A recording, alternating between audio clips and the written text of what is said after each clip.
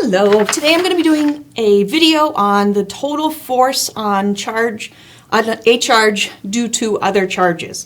This is an A-level objective and it's math heavy because it involves vectors. But if you just work your way through step by step, don't worry about it as a whole problem, take it just one step at a time, you should do fine. So here's my setup. I have a negative 10 nanocoulomb charge, a plus 8 nanocoulomb charge, and a negative 15 nanocoulomb charge. And I know the distances between them. The question I'm going to answer today is, what is the total force on this charge? I'm going to reset. So what is the total force on the 10? And what I recommend you do, because we have lots of different charges going on, I recommend you make a note of which one you are working on. Because it's easy to get distracted on what does the 10 do to the 8 or what's the 10 doing to the 15. We don't care about that. What we care about is what this one feels. So what is the force on this one? That's the only part we care about. So I always make a note saying I just want to deal with this one. So I am the 10 nanocoulomb charge. What do I feel? That's the way I think about it. So first off, I like to do a little estimate of what the forces would look like in terms of their size and their direction. I have a positive 8 and a negative 10. These are opposite charges. Opposites attract. So I should have an attraction force up. That is the force of the 8 pulling on the 10. Now I have a negative 15 here and a negative 10. Like charges, they repel each other, which means this 10, again, what does the 10 feel? It feels pushed away. And let's see, this is almost twice as big of a charge as this one, but it's farther away. I'm going to guess it might be a little bit bigger than that other one. So the force of the 15 acting on the 10 might be a little bit bigger. So I've got one force going straight up, an attraction straight up, and a repel going down and to the left. So that's my first process, that's my first step. We're just like getting a feel for what this is going to end up like. Next, I'm going to figure out what the forces are on the 10, by the 8, and by the 15. So mathematically, using Coulomb's law, I'm going to calculate those. And then once we know how big they are and what direction they are, then we can add the two forces as vectors. Once we add them as vectors, we can figure out what the total force vector looks like. So that is our process. All right, I have the force of the 8 on the negative 10. So this is the 8 acting on the 10. And Coulomb's law is K, which is a constant, 9 times 10 to the 9th, times charge 1. So this is the 8. And now nanocoulomb, nano is 10 to the minus 9. So that is 8 nanocoulombs. And it's acting on the 10 nanocoulomb. And the distance between them is 3 centimeters. But we don't want centimeters. We have to convert to meters. 0.03. And then don't forget the squared. Some of the biggest mistakes that people make, well, probably the biggest mistake in this type of problem is forgetting that squared right there. Another mistake is forgetting to convert to meters or forgetting to convert that nanocoulombs, including that 10 to the minus 9. Now, why did I not include a negative sign right here? Why isn't it a negative 10 times 10 to the negative 9? Because that's a negative charge. The reason is because Coulomb's law only gives us the size of the force. The direction of the force has to be figured out from our picture, from what the picture looks like. So on your equation sheet, this is actually in absolute values. So we don't care if it's positive or negative charges. All we care about is the size of the two charges. And then we use the picture to figure out if it's up, down, left, right, down and to the left. But be careful that when you're taking away that negative, if you just want to not deal with that negative, it's only the negative out front here. It's not the negative in the exponent, because that negative 9 is because a nano is 10 to the minus 9. So 10 to the minus 9 is nano. We have to keep that. But the negative that went out here, that we can get rid of. All right, so when we do this, then we get an answer that is 8.0 times 10 to the minus 4 newtons. And it's a force, so it has units of newtons. And then what is the direction? This is a force, which is a vector. It has a size and a direction. Well, we said that the force of the 8 is pulling straight up on the 10. All right, there's our first one. Our second force is the force of that one, 15 on the 10.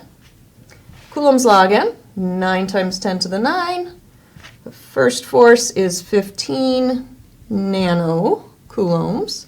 The second charge, I think I said force, sorry, the first charge is 15 nanocoulombs. The second charge is 10 nanocoulombs. And then we need the distance between the 15 and the 10, which we don't know. All right, so we have to figure out what that distance is. It isn't that hard. It's just a Pythagorean theorem. If I have a 5 centimeter here and a 3 centimeter here, I do a squared plus b squared to get me my c. And when I do that, I get 5.83 centimeters. So that's the distance between these two charges. So I can put that in the bottom here. That's my distance here. And again, it's in centimeters. I need to convert to meters. 0.0583. And then again, don't forget that squared. All right, so when we do that, we get 3.97 times 10 to the minus 4 newtons. And then what's that direction? Down and to the left. Good. Now I know the size and direction of the force of the 8 pulling up on the 10, and I know the size and the direction of the 15 pushing away on the 10. I have the individual pieces of the forces. I want to add these two as vectors. So I can't just say it's this plus this because they're going in different directions. And here's where if you have a way to add vectors together that works for you, that you learned somewhere else, use that. It's fine. I'm going to show you a way to keep track of all the vector components, and if you want to use my way, you can use that too. All right, I need more space, so we are going to erase. And what I do is I set up a table where I figure out the horizontal and the vertical components of each of my forces. And then I can add up, I can figure out, how much left-right one of the forces is, how much up-down that force is. Then do the same thing with the other, how much left-right, how much up-down. Once I know the components, then it's easy enough for me to add those all up. So my chart, I usually do something like this. And I want to have all the forces here. So my force, I have the force of the 8, and then I have the force of the 15. I'm going to add those two forces up to figure out the total horizontal component and the total vertical component. So let's figure out what they are. What were those? What were those? The force of the 8 was, I'm just going to remind myself what it was. It was straight up 8 times 10 to the minus 4. All right, I need to figure out the left-right component and the up-down component. Well, straight up has no left-right. There is no x component for this one. Here, it's all in the y direction, which means the whole thing is the y component. And then I have to take into account direction. It's going up, so that is a positive y component. Now I've got the force of the 15, which was down, and the size was 3.97 times 10 to the minus 4. I need to know the x component of that and the y component. Well, I can't do it with just that. I need one more piece. I need an angle. Now, how can I figure out the angle? I'm going to go back to this. This charge right here exerts a force on the 10 that is in line with this side of the triangle.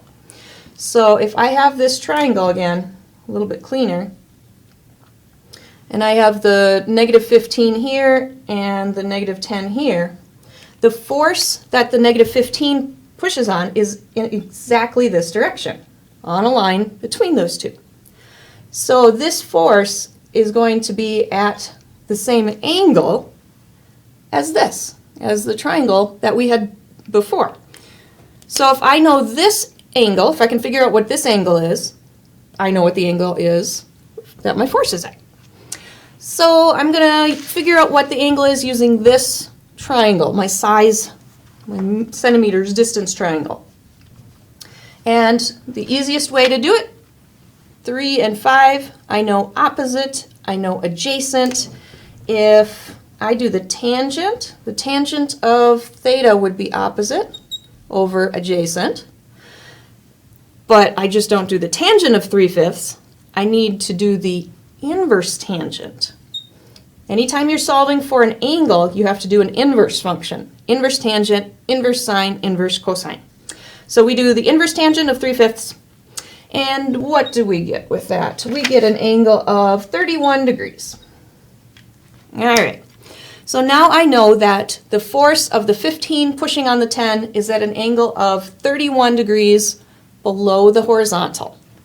Right here, 31 degrees. Here's another place where a lot of people make mistakes.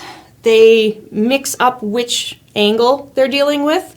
So I recommend just doing one angle and just keeping it always the same. This is always the angle from the horizontal, for instance.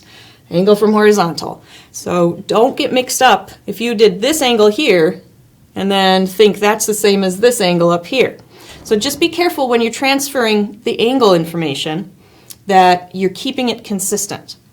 Personally, as much as possible, I like to solve for the angle from the horizontal, because then if I'm trying to find the x and y components of my triangle, the x component, this one right here, that's adjacent to the angle, which means it's the cosine component, and the y is opposite my angle, which means it's the sine. So if you always do the angle from the horizontal, x is always the cosine component, y is always the sine component. But that's only true if your angle is from horizontal. If you had calculated this angle here, it would be reversed. So just be careful when you're doing the angles that you know which one you're doing. And just remember the side that's adjacent to the angle is our cosine component. The side that is opposite the angle is our sine component. So what do I have here? Well, okay, I like to do the signs first with these so I don't lose track of them. I have a vector going down and to the left. So I'm going left and then down. My x direction is to the left, which means this is going to be a negative. My y direction is down. That's going to be a negative. And then, as I just said, this is the cosine component, so it's going to be negative f cosine of 31. And then the y component will be negative f sine of 31.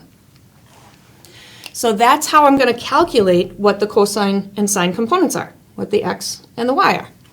So when we do that, negative f, well, that's the size of the force, 3.97 times 10 to the minus 4, times the cosine of 31. When you do that, you get negative 3.4 times 10 to the minus 4.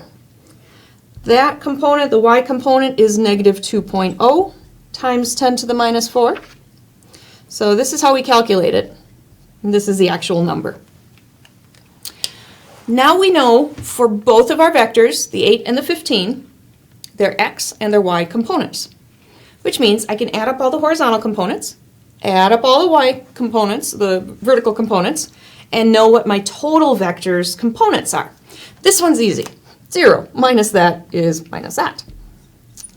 Minus 3.4 times 10 to the minus 4. So that's the total left-right component I have.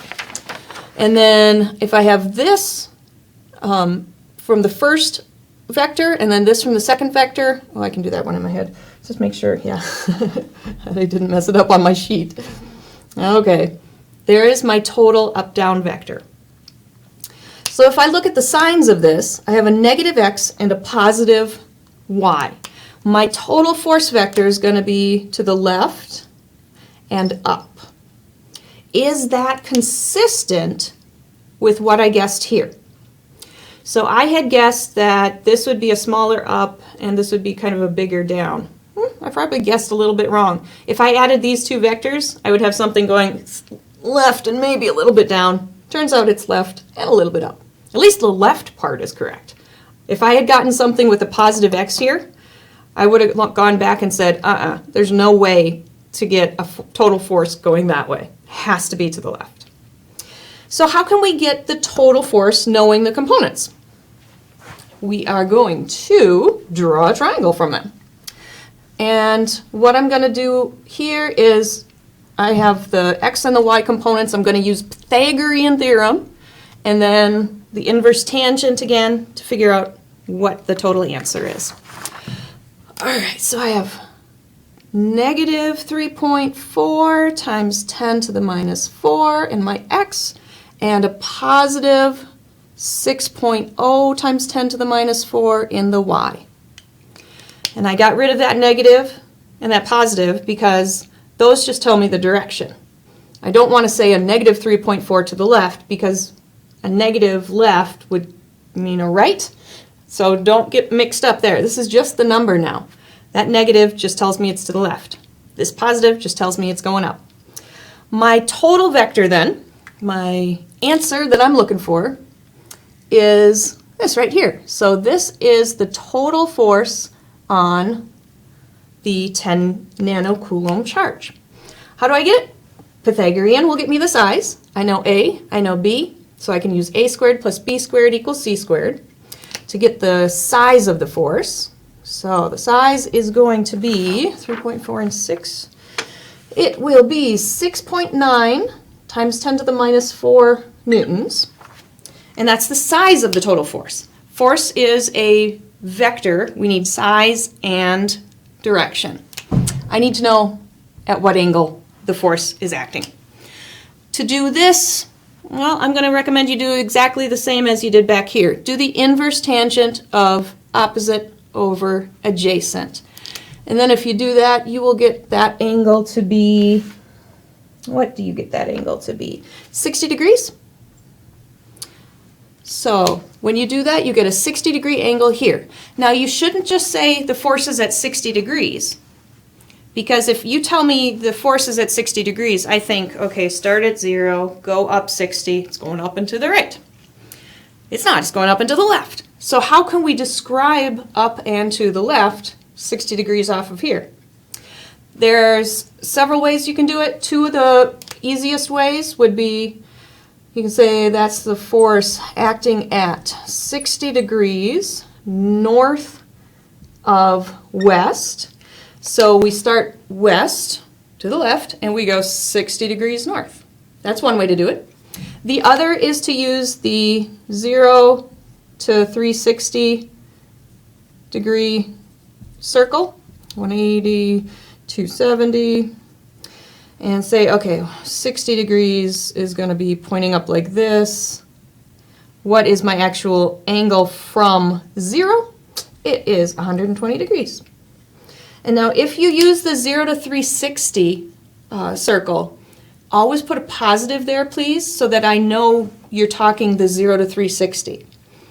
Occasionally, you might have something, well, you could say that it was a negative 240. That would also be acceptable. That's a little weird. I mean, unless you're like down here. If you're 20 degrees down, it might be easier to say negative 20. But all three of these tell me the same thing. They tell me the direction of our total force. So the answers for these force problems should look like this. They should be the size of the force with a unit, and then they need to tell me at what direction that force is acting. And you can give me any one of these and it would be correct. So whichever way your brain makes it work best, if you like the 60 degrees north of west or just the do 120, that's fine. And then just verify that, you know, the direction makes sense. Okay, it's going over and to the left. Yeah, so it turns out that this one was a little bit smaller. So I had something like that. And then if I add these two vectors together, it would be straight up and then something like that. So my total force would be up and to the left. Yep, this is a force of the 8, this is a force of the 15. Here's my total force, up and to the left, just like we've got. So just verify that your answer makes sense and that everything math-wise feels right. Another place where people tend to make mistakes is the signs in this table, plus minuses. So be careful on those plus minuses. And then yet another place where people tend to make mistakes is figuring out if the angle, the component, excuse me, is the cosine or the sine component. So just be careful whenever you're doing these to double check that, okay, if this force is going straight up, it should have no horizontal component and a positive vertical component. The 15 is going left and down, it should have a negative x, negative y.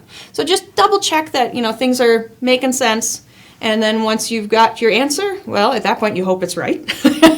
I don't have a good way to tell you if the answer is reasonable, except to say, well, is this answer reasonable compared to the size of the forces we had here? If these were times 10 to the minus 4, this is a times 10 to the minus 4, that's probably good. If these were 10 to the minus 4 and this was 10 to the minus 8, there would be a problem. So just use the little pieces that you do know for sure to verify that your solution is reasonable. And that's about all I've got for these two-dimensional Coulomb's force problems. All right, good job.